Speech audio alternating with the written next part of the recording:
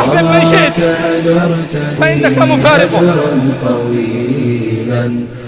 أصحاب أصدقاء وخلان كانوا معك يؤنسونك في الوحشة ويعينونك على الغربة ويفرجون عليك الكربة، وإذا بالأجل ينزل بهم فيفارقونك في زمن قل فيه الناصحون وقل فيه الصادقون. أحبب من شئت فإنك مفارقه.